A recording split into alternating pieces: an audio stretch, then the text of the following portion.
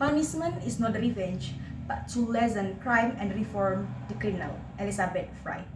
So today, we as the government side definitely support today's motion, which is this house would impoverish corruptors. But before that, Assalamualaikum warahmatullahi wabarakatuh, and a very good afternoon to the honorable judges, precise timekeeper, amazing opponent on the opposition side, and my fellow comrades on the government side. So today, me as the government whip will summarize all the cases that has been brought up by the government side.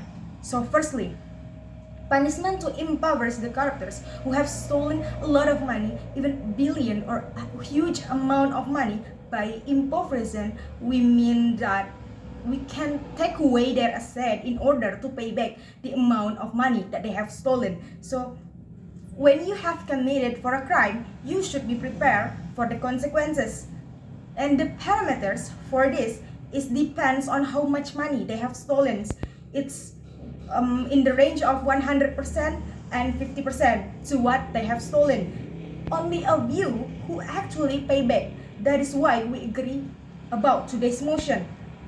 Our goal in today's motion is to make them regret what their action, and by this we can make this as an example for others who are tempted to do corruption, and then this can also rehabilitate them so they know how the normal citizen life. This can be an example that will increase the government money that can be used to healthcare and welfare. So justice is needed to save the nation from corruptions.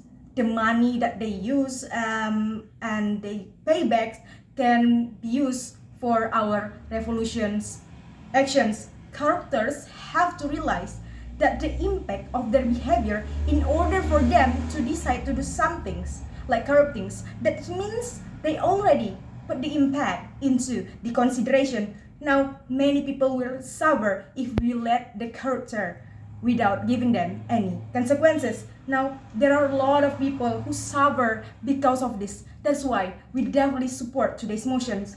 And the most vulnerable people are the poor that are taken away from their welfare system.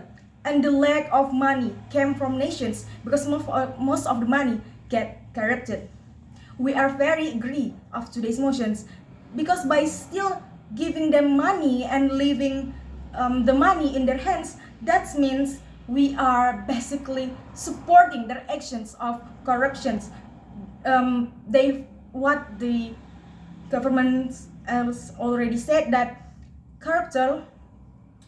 the corruptor can be changed by doing this method, because the possibility of this method to have worked is really big, and the possibility of them doing it again if we didn't give them the right consequences can be increased.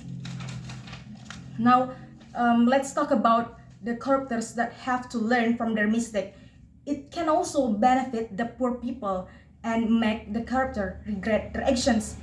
This wouldn't burden the country because like the mechanism that has been provided by the leader of governments, which they need to pay 150% from how many money they have corrupted.